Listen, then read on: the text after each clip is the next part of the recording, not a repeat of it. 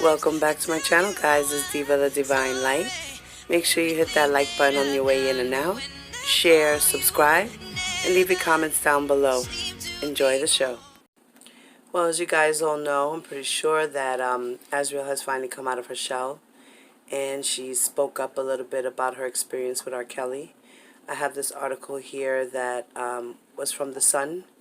And she sat down and had an interview with one of their interviewers. And the title of the article is called, R. Kelly Has Hundreds of Victims and Forced Some to Make Child Porn to Blackmail Them into Silence, ex-Azriel Clary says. So I'm also going to talk about his travel and how many states he goes to, and in those states, certain cities that he has visited as well. I'm glad that Azriel has finally spoken out a little bit, of her truth. I hope she writes a book one day of her experience. I would love to purchase her book and find out what she went through in those 5 years and what was her experience with him. And I'm glad that she's finally home. And we need Joy home. Joy needs to come home. She needs to get out of her Stockholm Syndrome and come home. So I'm going to read some of the article. It says, R. Kelly has hundreds of victims in every city across the U.S., but they will never come forward because he blackmailed them into silence, even forcing some to make disturbing child porn videos, according to his girlfriend of 5 years. So here I have a map, and this is a map of the United States, and I crossed out every state that he has visited. I found some concert dates as far back as 2012 up until his last concert in 2018, and I went date by date, month by month. That month of February, he visited California, Nevada, Texas, and Georgia. And then in March, he was in Texas, he went to Oklahoma, he went to South Carolina, he went to Florida, he went to North Carolina. So this is how he flowed. Then in April, it says that he went to Mexico, he went to South Carolina, he went to Mississippi, he even went to New York, he went to Pennsylvania, and he went to Maryland. That's April and May. And then June, he only toured twice in the month of June, and he was in Connecticut and New Jersey. And then in the month of May, he only did 3 dates in May. In April, he only did 3 dates in April. In March, he did 7 dates in March. And 6 dates in February.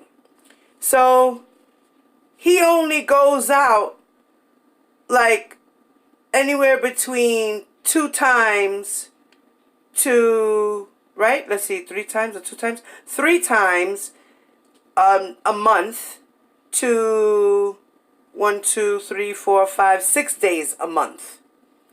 So out of those other days, he's back in Chicago hanging out or in the studios doing his music. So, and like Azriel was saying, she said that he has 3, he usually goes to 3 cities in every state. So let's say for instance, his favorite places to go, which are redundant all the time. Let's say is Texas. The 3 major states would be San Antonio, Dallas, and Houston. Then let's say California. California would be Fresno, Santa Ana, and Los Angeles, right? Those are 3 major cities. And then there's another one, like, let's say in Florida, I think. Florida was one of his favorite spots as well.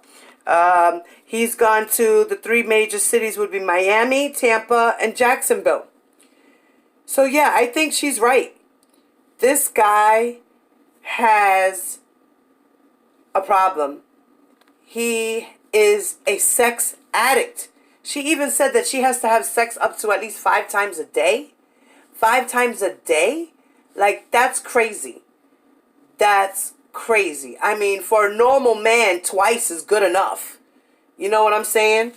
Like, if the man could get 2 nuts, he's happy. You know? But this is it. All these states he's gone to. Let's see. She said 50 states, but that's not true because he doesn't go to all 50 states. He doesn't. He has not gone to Oregon.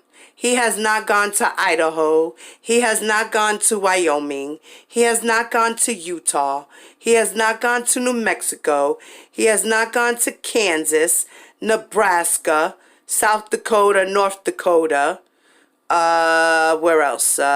West Virginia, Maine, Rhode Island, Massachusetts. Oh, no, not Massachusetts. Rhode Island. What is that? Vermont.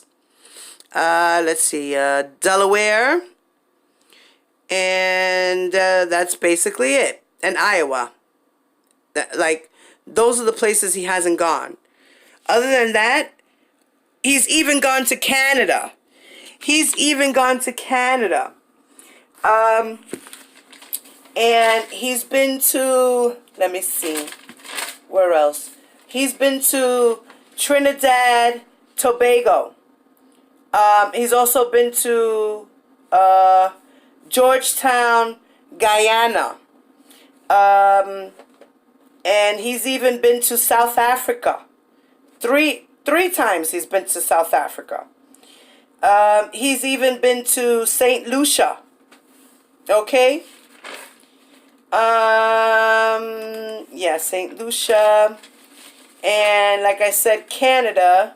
In Canada, he's gone to, let's see, Winnipeg. Oh, here we go, Canada. Ontario. He's been to Ontario, Canada as well. So, yes, I do believe that Azriel is speaking the truth when she says that this man goes from state to state. He has girlfriends in every state. He flies them in, which is, I'm pretty sure, what she did with all the other girls. He flies them in, he flies them out, which is what he does. And allegedly, let's just say allegedly, because he's innocent until proven guilty, right, in a court of law. I'm just stating my opinion on how I see things and verifying facts or whatever you want to call them, right? So, yes, this man is a sex fiend. He's a sex addict. He can't help himself. This is probably even why he's shaking in jail. You know, he's a nympho. And I'm pretty sure if he doesn't have sex, he's going to really start shaking, bugging out, because he needs to have that. It's like a drug. It's a drug to him. You know, he might even have carpal tunnel syndrome. You know, his hernia, maybe having too much sex, doing too much of that movement down there. You know what I'm saying? He's already 52, 53 years old. Like, come on, dude. Your sex organs are starting to shut down, dude. Like, give it a rest. Give it a rest. Right now, he needs to detox from sex. And that's what he's doing right now. This is why he's having trouble in jail. Because he's going crazy because he can't have sex. It's going to come to a point where he's going to wind up having sex with a man in there.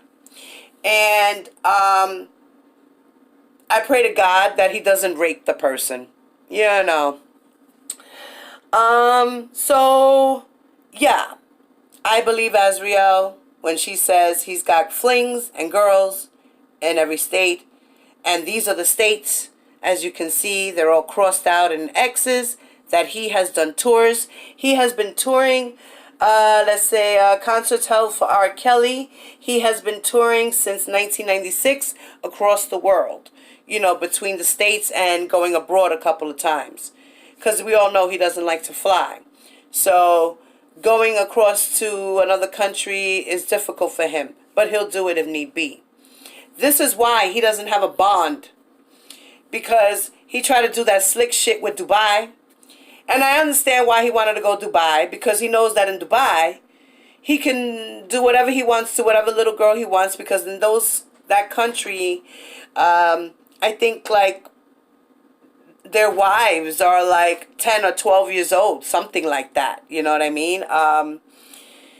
I don't know how much the country there has changed, It is 2020. I don't know if they've changed some of their laws.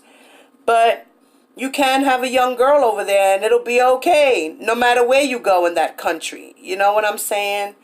And he can have a harem of girls, a concubine, as they say, because a harem is when you have a wife with many other girlfriends. He doesn't have a harem of wives. What he has is a concubine, which is a bunch of girlfriends living with one man. Basically, that's what it is.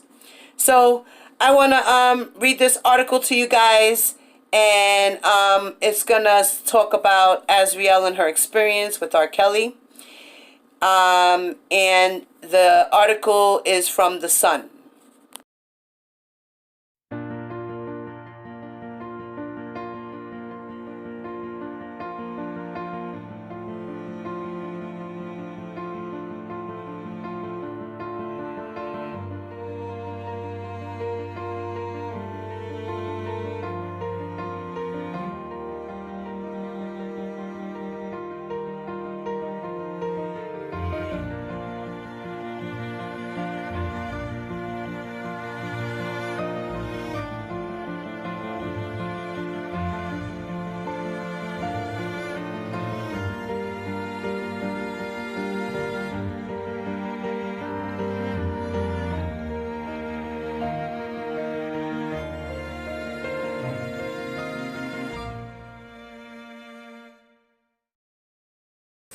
And the article says that speaking out against the star, real name Robert Kelly, for the first time, Azriel Clary alleges he would film women molesting children or doing degrading sexual acts so they would never be able to come forward.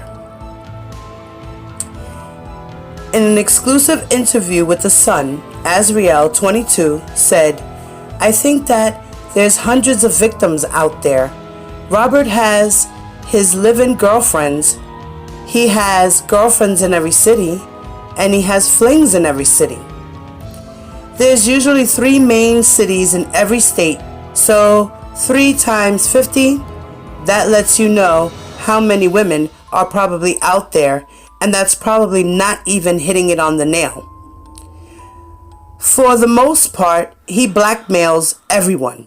He makes everyone do very degrading stuff, whether on film or writing it down. He makes them sign it. A lot of women are ashamed or embarrassed to come out because of stuff like that, because it'll be incriminating to them. There's so much stuff. He has letters of people saying that they've stolen from him. He has letters from people saying that they've been molested or touched by their parents or their brothers or a family member. He even has people on film molesting their younger nieces or younger brothers. And so I know a lot of women out there are too embarrassed, humiliated, and ashamed to come out because this man had that much power to control them, to make them molest their younger niece or to molest their younger brother. Personally, had I ever done anything like that, I would be entirely too ashamed to come forward. Thankfully, I've never been in that situation. But have I seen it done to other women? Yes, I have. Wow, so she must be talking about that girl V, that she was on tape molesting her niece, her 6-year-old niece. and he made her do it to prove his loyalty to her. Like, that is fucking sick.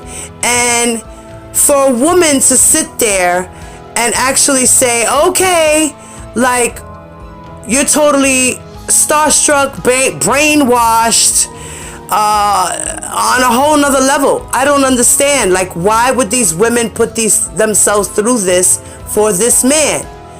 And then I say to myself, well, it's because of the fact that he's R. Kelly, and any young woman who sees him as a very good looking man, and who sees him as a big star, and who sees him as, oh my God, he likes me.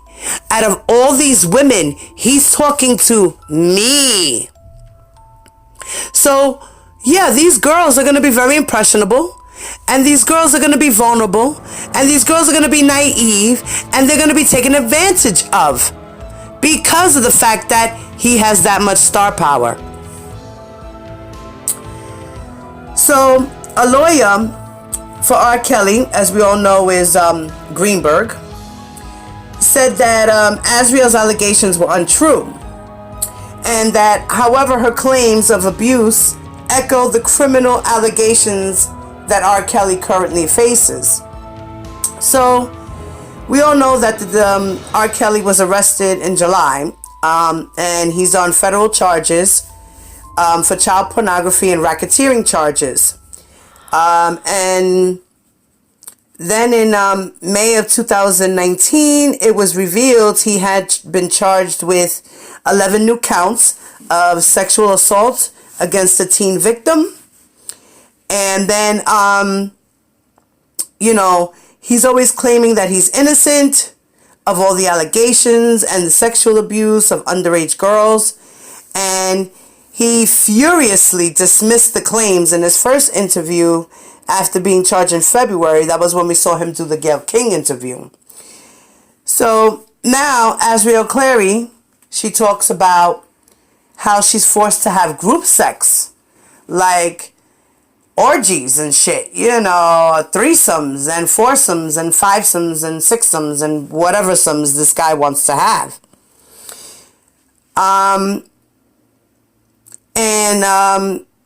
In this clip that I'm going to show you guys in a little bit, after I finish speaking with y'all and let you guys know the down low and how I feel. In the interview, she accuses him of brainwashing, beating, and sexually abusing her for years. And she said, that happened shortly after they met in Orlando in a concert in Florida. That was the Funk Fest. And she said that she was approached by one of his handlers, and they gave her his number. And at the time, she was only 17, and she was an aspiring singer, and she was excited to meet him, and that she began flying back and forth to meet him in different cities. And she would do this on the weekends. And this was before she had moved out of Florida to move to Chicago with him. And when she moved, it was during the summertime, her break from high school. So this was right before she graduated, So they met, I think it was like in April. I believe it was April of 2015.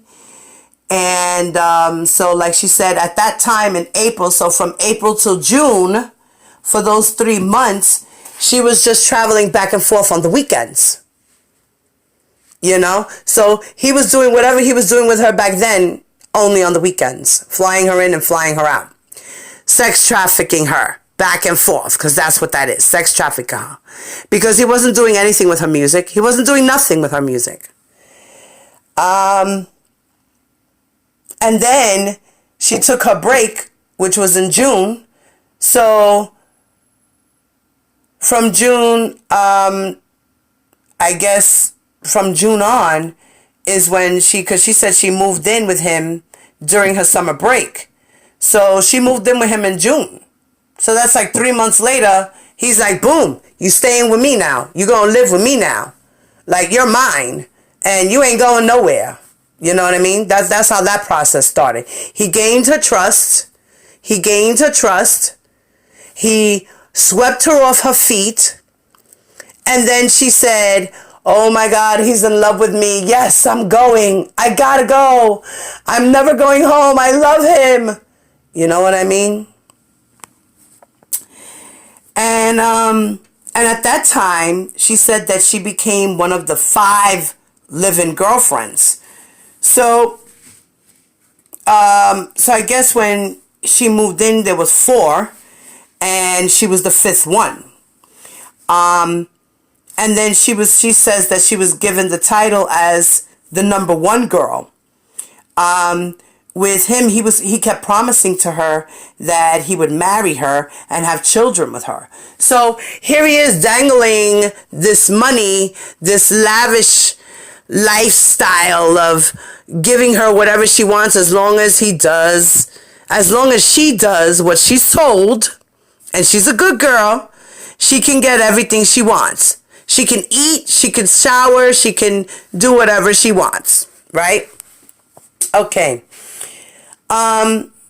But then she says that, everything I guess was going smooth, hunky-dory. She was falling in love. And then all of a sudden the relationship turned into a cycle of control and abuse and manipulation. And she says that he controlled every movement. Every movement that the girls make, they had to ask him permission to eat or to use the bathroom. Like, what the fuck is that? What is that? What man does that? That is just terrible. That is sickening. And then she also says in this interview that she was forced to have group sex with him and other men and women, at least up to 5 times a day. Like, that's crazy. And that if they didn't abide by his rules, he would beat them or get the women to beat up on each other. Like, when Steve Greenberg came out and said, I think it was in one of his motions, that he has said that girls fight over him, that the girls fight over him. The whole thing. Yeah, I think it was a motion talking about groupies and this and that, and that the girls even fight over him. No. The girls fight over him because he makes the girls beat each other up, discipline each other. That's what it is. He probably has that girl Juice beat them down with another girl. They tag team and jump a girl. Like, who knows what's going on in there? In an Atlanta mansion, he had rushed into a room and said he had a meeting, and one of the girls, he told them to clean the room, and that one of the girls didn't want to help to clean. And so 2 of the other girls began to, argue with her, and then all of a sudden they began to beat on her. That they started punching her and slapping her or some shit, and then that Rob came into the room, and then he began to whip on her as well, and verbally and physically slap her and punch her and push her and throw her everywhere around like a rag doll. And Azriel was like, that's my first red flag. Like, that was her first red flag. That right there should have told you, girl, get up and leave. Leave. But she was so starstruck and already in deep that she felt like she had no choice but to stay. This is what I'm saying. This guy he's a monster. And then she talks about how he beat her all over, and that it felt like forever. Like, it felt like hours of beating, and that she said that it didn't take her long into the relationship that he started, beating on her and being violent. And that one time that he had beat her with his size 12 shoe, and it felt like hours for her.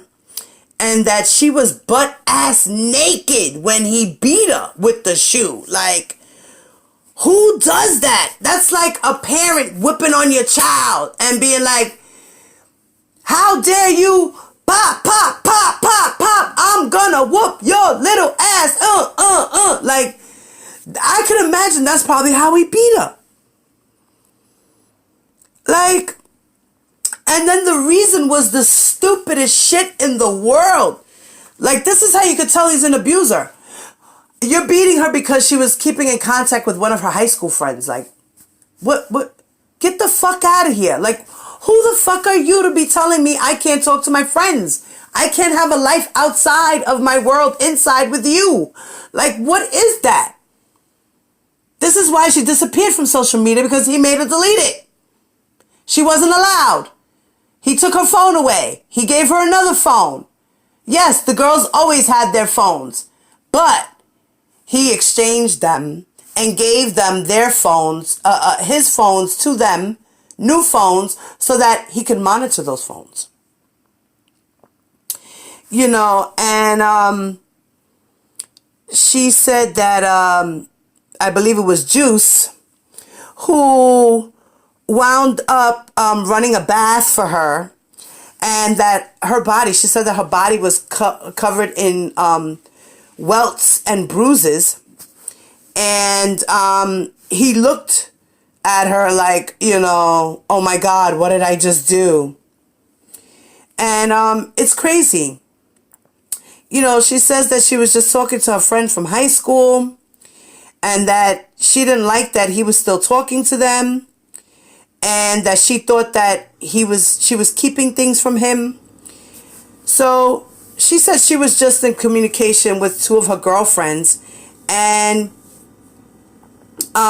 he made her text the girls a lie of a reason why she no longer wanted to be friends with the girls, so that then he can disconnect her from those girls.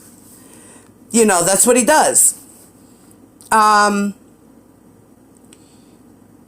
You know, this is sad. You know, he stripped her naked. He had Juice run her a bath with warm water, and she bathed her. And then after that Rob came into the bathroom, and that he apologized to her, and that he was crying like a baby, and he did everything that he could to, you know, make it seem like he was very sincere about it. Like, oh my God, I'm so sorry, baby. I love you. You know, I would never want to hurt you. It's just that I just got so angry. You know, I'm sorry. My temper, it gets the better of me. You know, I need help, and I'm sorry, and I love you. And I'm pretty sure that's all the bullshit he ran to her. Like, she said that they had to have group sex with him. And other men and women. She was like, at least 3 to 5 times a day.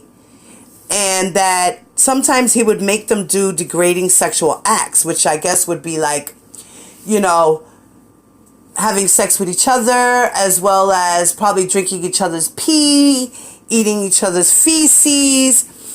That she said, you know, he's been accused of urinating on women and defecating on women.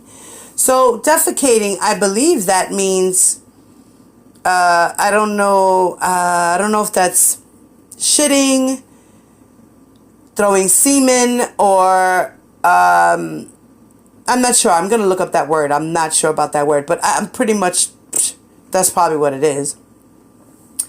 And that he gets upset if they don't perform well, or satisfy his, you know, his fantasy, whatever it may be in that moment, and that they would get punished. And sexual abuse, she said, it happens regularly. She said that he has such a high sex drive, so he would have to have sex 3 to 5 times a day. Like I said, he's a nymphomaniac. He's a pervert, he's a sex addict, and he can't help himself.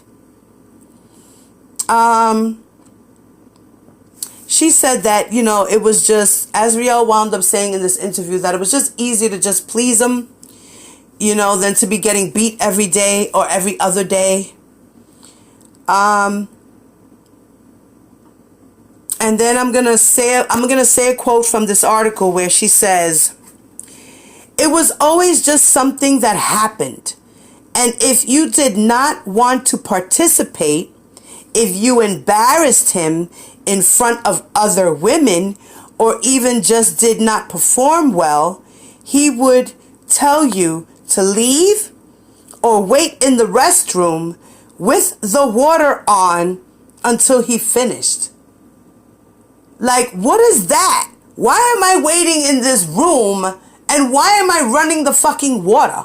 What the fuck does that mean? What is the significance of me running water? So what, I don't hear the moaning and groaning that's going on out there? Or I don't hear the ass beatings? Or what's the significance of me running water? Make that shit make sense. And then she says, and I quote, "And the majority of the time after he would tell you to turn the TVs up, and he'd go in the bathroom and beat the woman that did not do what he wanted. No one was ever vocal, because whether you were vocal or not, he would still beat you." So he intimidated these women with abuse and threats to control them. And then people say, "Oh, these girls were never hostage." Yes, they were. He was holding them physically and mentally hostage by beating them and manipulating their minds. He held them hostage. That's what hostage means. It doesn't mean that he had them locked in a fucking closet every day, all day. That's not what the fuck that means. People, get it together. Let's use common sense and real freaking logic. This shit gets me so upset. I'm so tired of this bullshit and this guy and his bullshit. He needs to stay in jail and be there forever. That's it. He's done.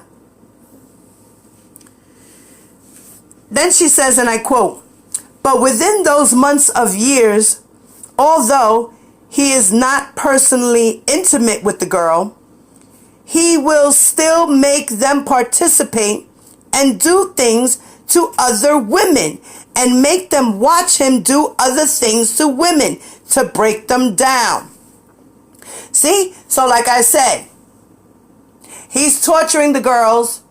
Like, "Oh, you don't want to do this? Okay, so you know what? You can sit right there in that corner and you're going to watch. And you better pay attention and learn." Like, what? I can imagine. I could just imagine what he does. And then it says, and I quote, "And those games are the games he plays," she said. "I don't think any woman ever wanted to sleep with the other. It was just something we all became immune to please him. It was easier pleasing him than getting beat every other day, and everyone learned that very quickly." Now, she also says that she witnessed R. Kelly sending his girlfriends out to recruit other young women for sex. So this is what he does. He's like, "Okay, well, look, I got y'all my 5 girlfriends, but I need some more entertainment. So, Jocelyn and Dominique, you're gonna go with me to these concerts or whatever, venues, clubs, wherever it is.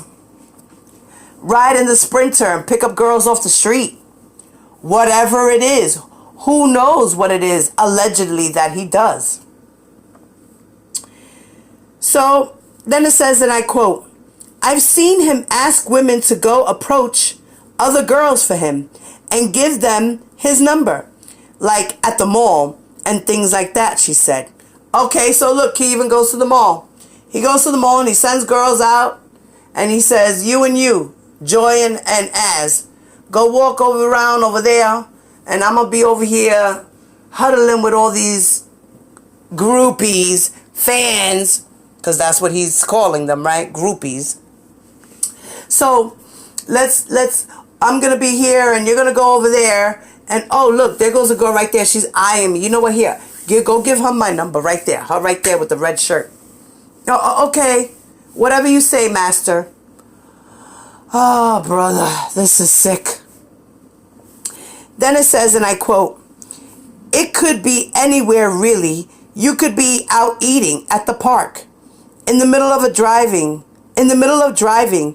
If he sees someone that he likes, he'll definitely send a girl that he feels confident in doing those types of things for him." So say like, for instance, Juice, right? She's been with him for many, many years. So I'm pretty sure she does most of the recruiting, along with his entourage of men, you know. And she also, Azriel also talked about, it says that the interview says that Azriel also revealed how a typical day with the star would start at around 4 p.m. and every aspect of their lives was controlled, from what they wore to what they were allowed to eat. Bizarrely, the star would do the same things every day at the same time, dragging the women along with him in his Mercedes-Benz Sprinter, which had curtained windows so people could not see in or out. Then she says, and I quote, "Definitely you could not do anything without him knowing," she said. "You have to ask him if you could go to the restroom. You would have to knock anytime you entered it or left the room," she said. "He controlled you to what you wore. Anything that was tight, hugging, revealing was not allowed. You had to wear very loose clothing. The fact that I looked so young, I had to wear hats every time I left to go out. Every night, everyone had to take places, which meant go to your rooms. I would sleep with Robert every night. We wake up usually around 4 p.m. and he usually has a meeting. We'll usually go out around 6 o'clock, and usually from there we go to get food to Portillo's or anywhere in Chicago. Then from there he'll go to the cigar bar, and we'll go back to the Trump where he had an apartment or his studio, and we'll just stay there. Or if he's in a meeting, then we'll stay in his Sprinter while he has that meeting.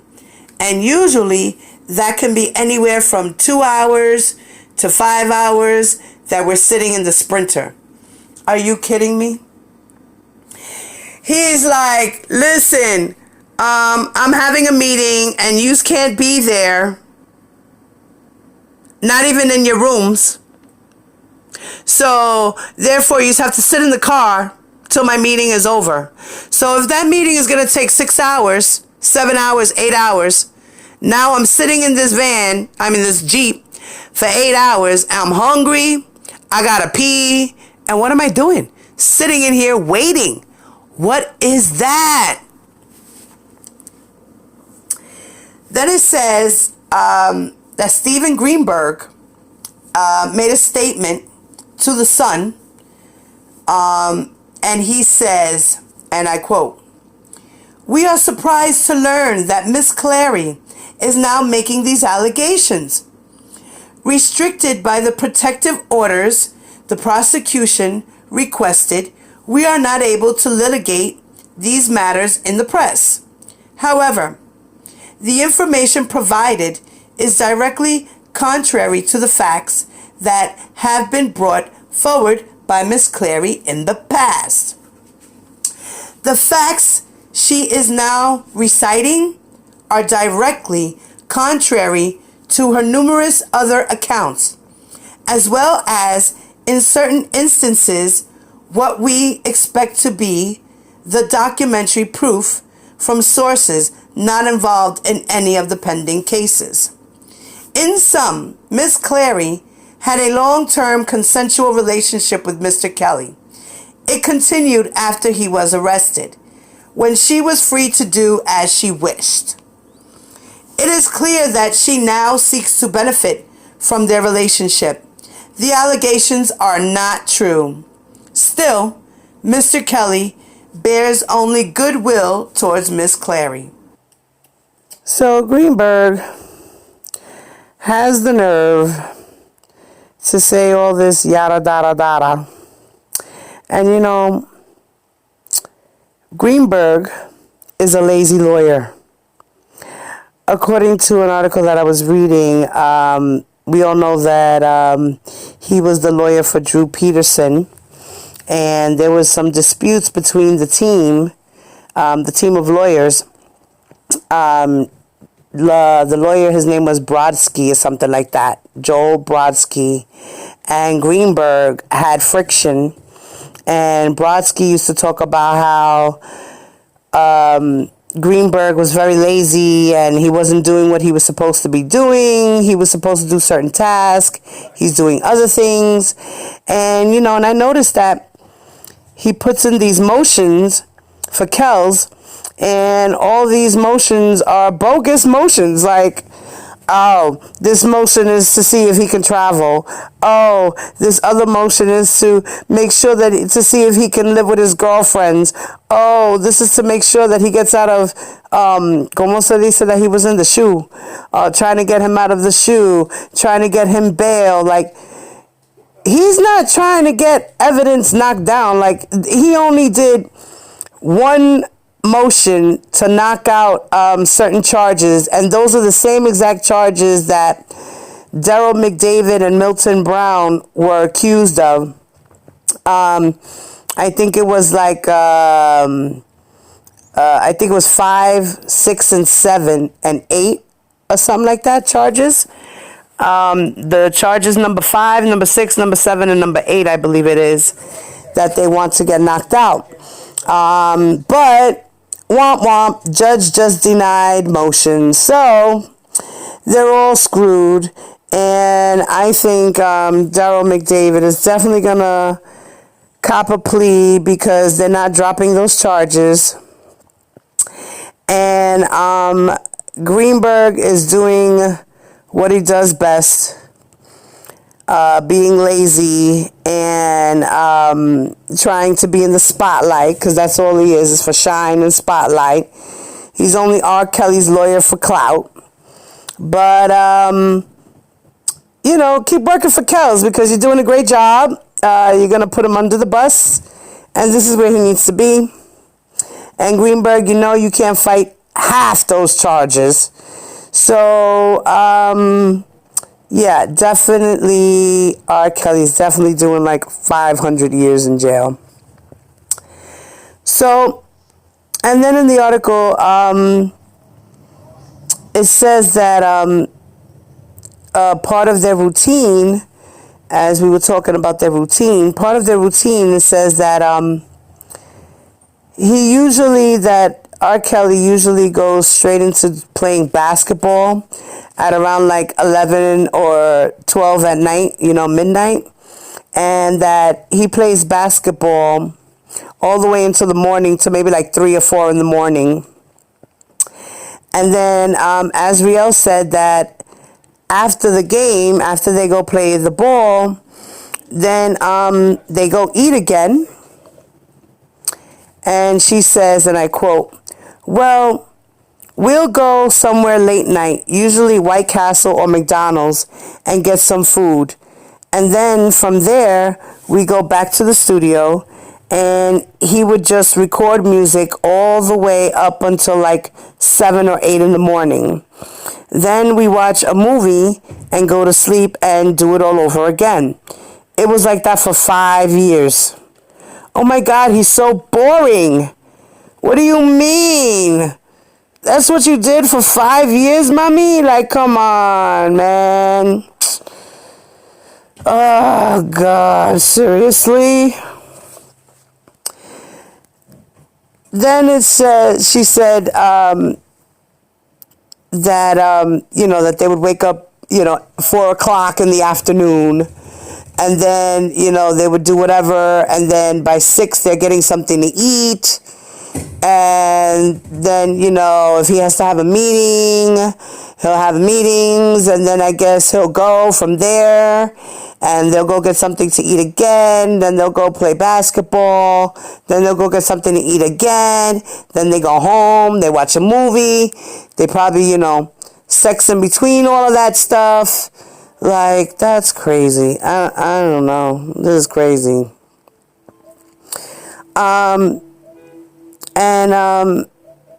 Azriel was saying that even when Kelly got locked up, he was still in control of every aspect of their lives.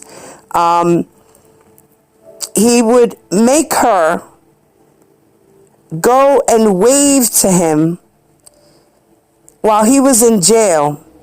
When he started, when she would go visit him or whatever, he would make them go every day at the same time, every day, and wave to him, okay? From the jail cell. Like, he's out the window like, hey, and they're like, hey, we see you, and he's like, I see you too. Like, what the fuck kind of shit is that? I can't. So then she says that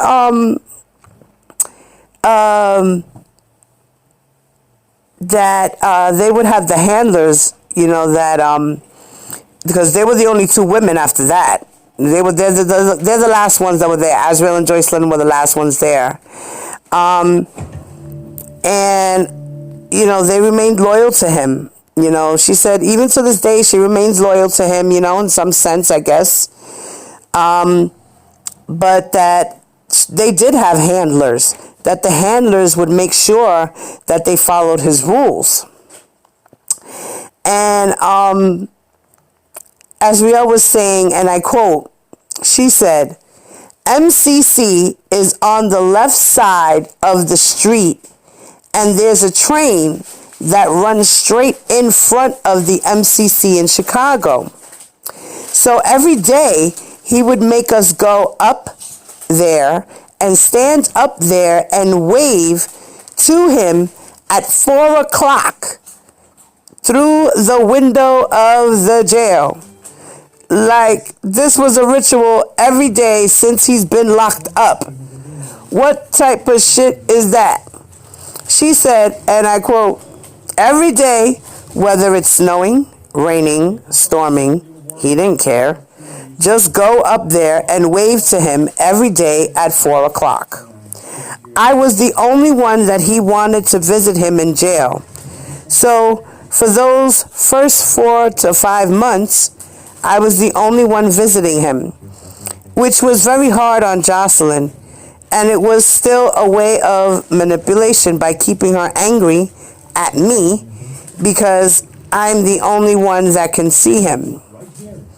I know that he knows that he's done something wrong, and truthfully, I feel like because he's 53, he just knows that he has too much to lose now. He has to fight it, and he has no choice.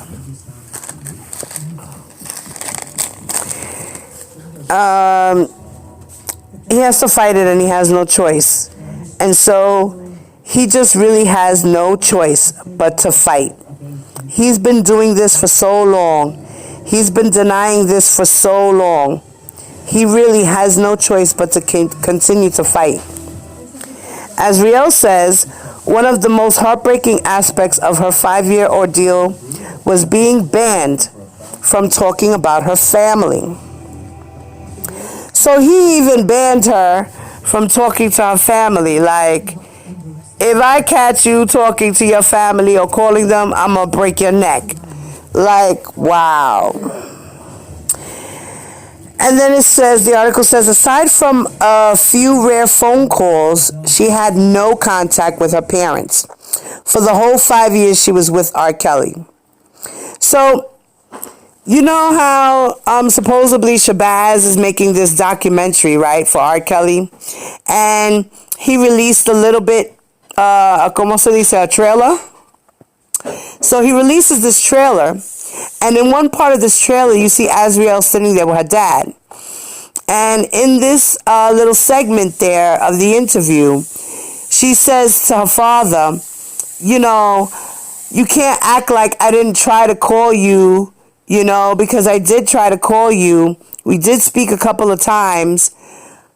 You know what I mean? And then that's all they really show. So all these all these supporters of Kells, they started bugging out. Oh my God, you see? They're liars. They had contact the whole time. And this, that. No. You see, you went off of some trailer and you didn't even see the whole thing. You just saw a little piece of what she said. Like, you people are really delusional and trying to spin your own narratives to try to get R. Kelly off. But what you are doing is nothing. You aren't doing anything. You are not doing anything to help this man at all. You're making it worse for him. Sorry, y'all. I just couldn't resist. I just took a salt and vinegar chip. Those are my favorite too. So, anyway, what type of shit? I can't. And then, it says that, so she didn't have contact with her parents for 5 years that she was with Kells. And her father, Angelo, has been fighting tirelessly to rescue her. This says even infiltrating R. Kelly's inner circle and traveling across the U.S. just to see a glimpse of his daughter or try to find out what was going on. And then Azriel says, and I quote, "You weren't allowed to mention family without him being around. You weren't allowed to show pictures of your family," she said. "You couldn't show a picture of your niece or your little sister or your cousin or anything without him being around. There's funerals that I've missed out on, that I've had to act like I didn't care about it just for him. There's been nieces born and nephews being born in my family, and birthdays and holidays and reunions and anniversaries that I've really just had to act like I didn't care about. It was tough." You know, that's crazy. This guy completely isolated these girls.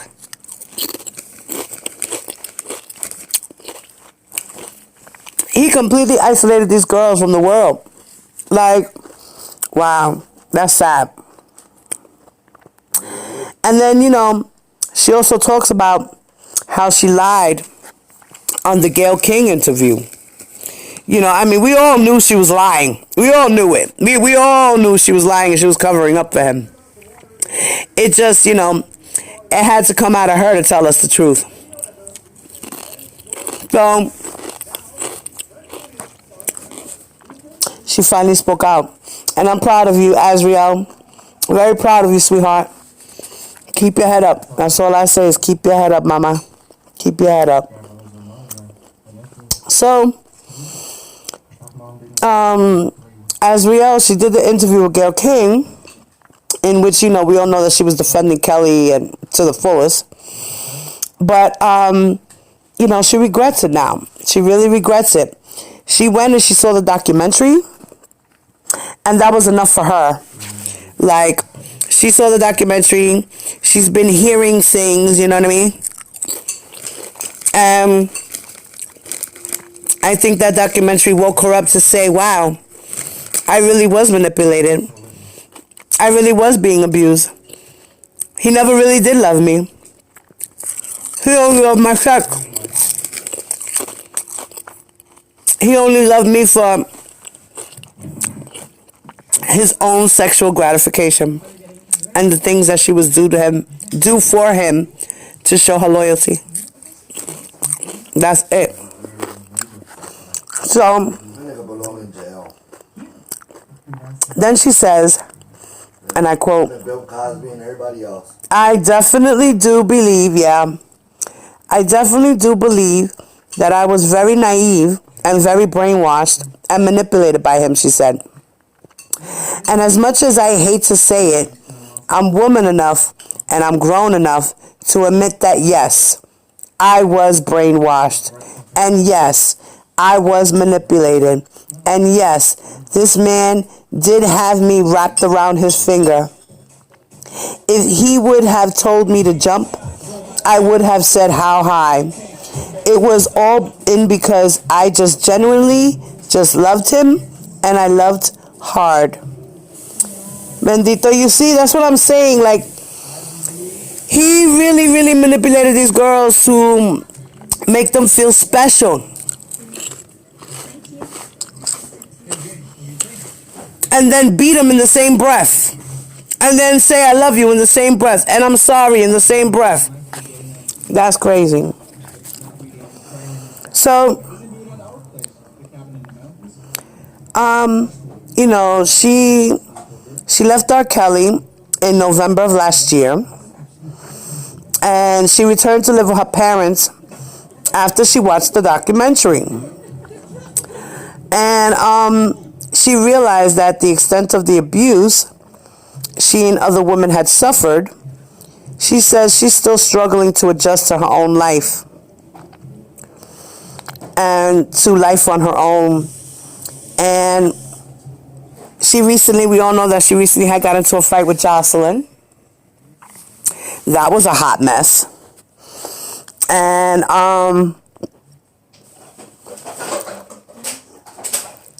Azriel was talking about how she was a minor when she had sex with her, that Jocelyn was an adult and she was a minor. And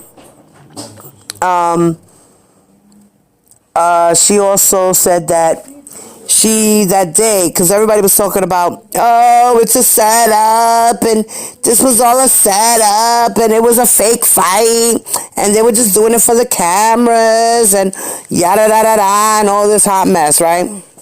Well, Azriel says that her part of the story is that she went over there to talk to Joycelyn to try to get Joycelyn out the house. That's what it was about. Trying to get Joycelyn out to realize to leave R. Kelly.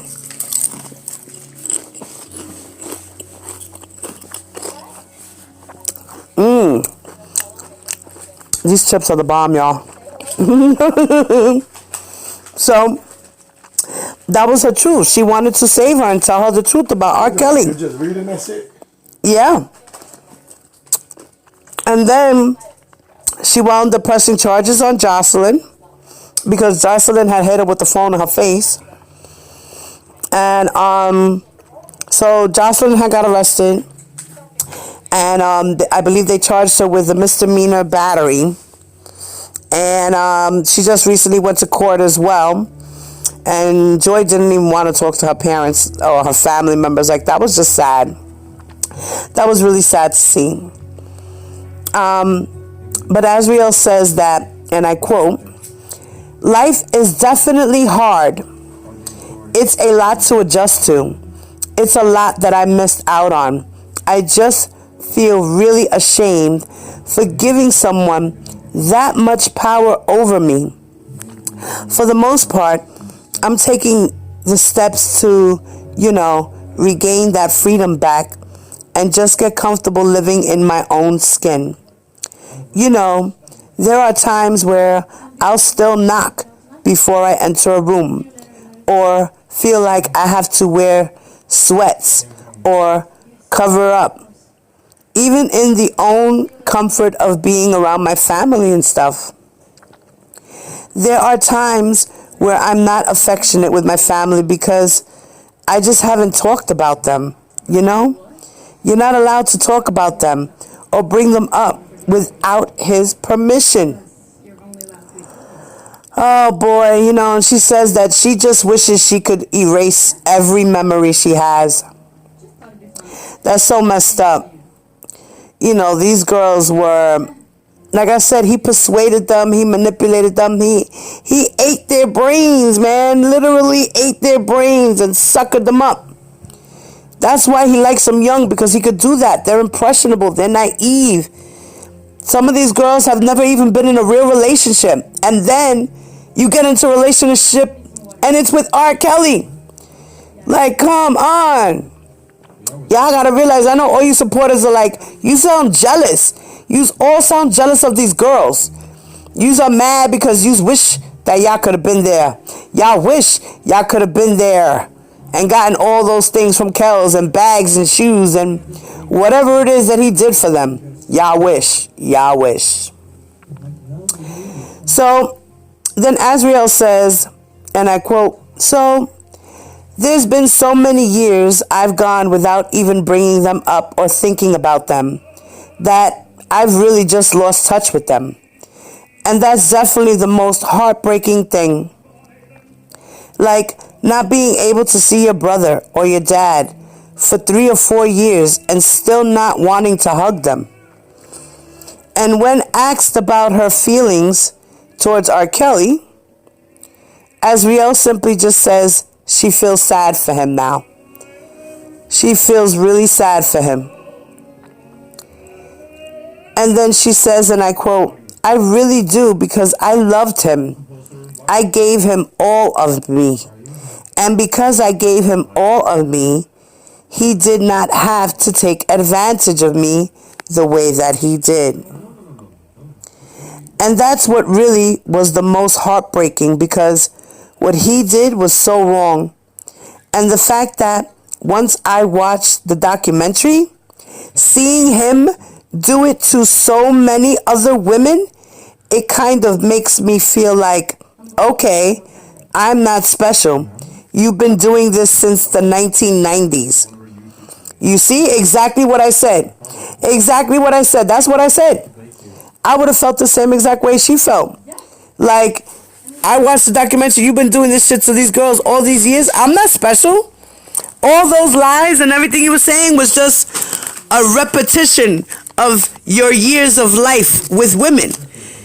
So you would say the same excuses, the same things over and over and over again to different girls every time.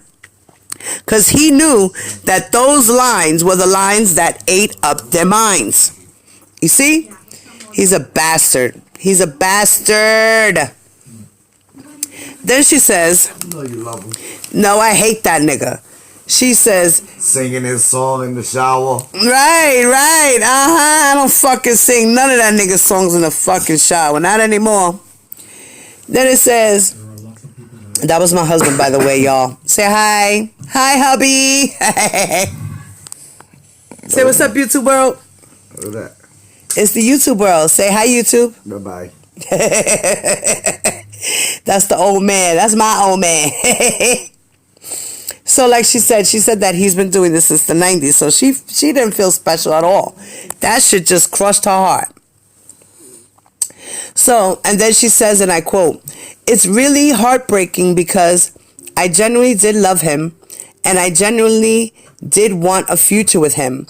And now when I hear his name, I just wish I could erase every memory, whether good or bad." See, so he fucked up. Point blank. He's a messed up man. He's a monster. And he needs to be under the jail. And his trial is coming up soon.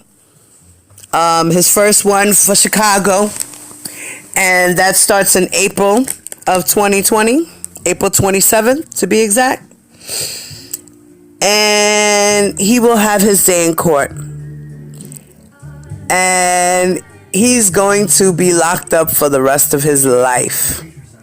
And Daryl McDavid and Milton Brown, or June Brown, whatever his name is, they're going to be sitting alongside with him, whether it be a few years or whether it be for life. And then handlers or whoever will be coming along behind them. And if not, then those people who were handlers and enablers working with him are going to blow him up. They're going to put him under the bus. There's already like like 11 plus 5. Let's see, that's like 16 people already as witnesses against him. So good luck with that. Greenberg, like you said, this case is a 12. On a scale of 1 to 10, you said it's a 12. That's how hard it is. So good luck. And like I said, R. Kelly is innocent until proven guilty in the court of law. But in my book, he's guilty as hell. And Azriel, you go, girl. I'm happy for you. I'm proud for you. Joy, you need to come home. And for all you crazy people that are supporters of R. Kelly and all these bloggers, the abuse has to stop, y'all. And you people are just enabling this man. It's terrible. Don't y'all sit and think about the shit? Like, wow. Y'all really like, this man is not a monster. He's just a man. No, he's a monster. He's a pervert. He's a predator. He's a child molester. He's an abuser. He's a narcissist. An egotistical man. A pig. So keep supporting your pig. Convict R. Kelly 2020. All the way from my neck down.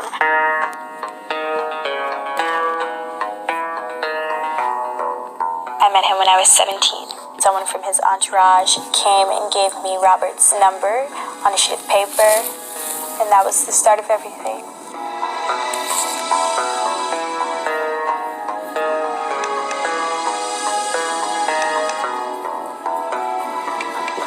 He has girlfriends in every city.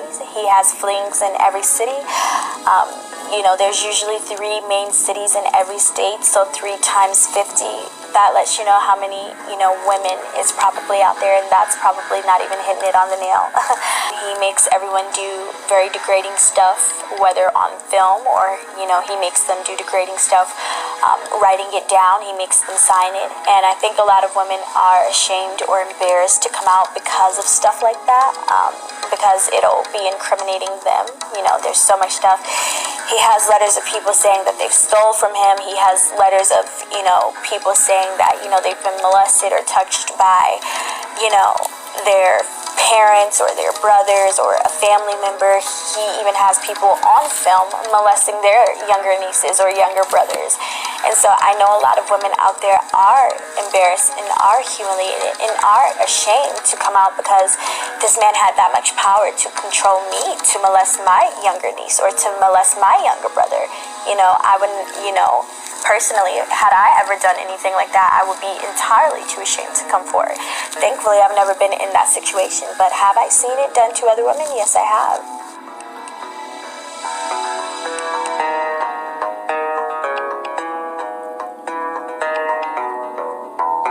You could not do anything without him knowing. You would have to ask him if you could go to the restroom. You would have to knock anytime you entered or left a room. You couldn't make calls without him knowing. You definitely had to wear, very loose clothing. Anything that was tight, hugging, revealing, even a simple shirt like this, I wouldn't have been able to wear. The fact that I looked so young, I had to wear hats every time I left out.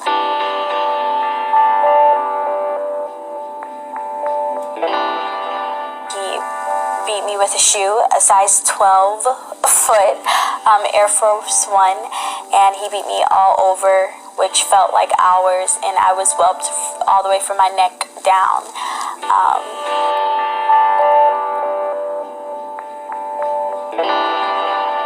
He made her run me a bathtub of warm water, and he made her bathe me, and afterwards, he came in there and he apologized and sobbed and cried and did all, he did everything to try and make me feel like he was so sincere and so sorry.